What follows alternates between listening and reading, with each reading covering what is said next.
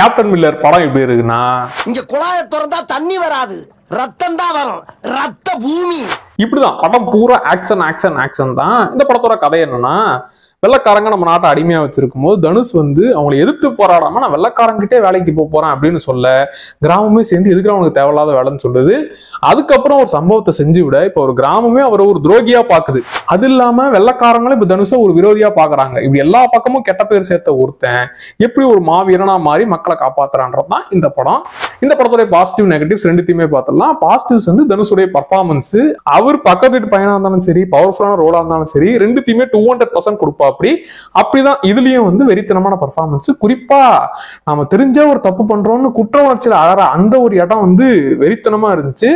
அதுக்கப்புறம் GV பிரகாஷோட music, மனுஷன் action சீனே வெறித்தனமா இருக்குன்னா இவருடைய மியூசிக் இன்னும் பவர்ஃபுல்லா மாத்தி விடுது. அப்புறம் நிறைய மெனக்கெட்டு ஃபைட் பண்ண அந்த விஷயங்கள்லாம் நல்லாவே தெரிஞ்சுது.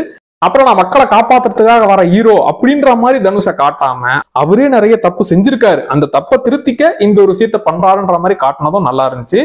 அண்ட் படத்துடைய நெகட்டிவ்ஸ் என்னன்னா, ஆக்ஷன் தான் மேடம்.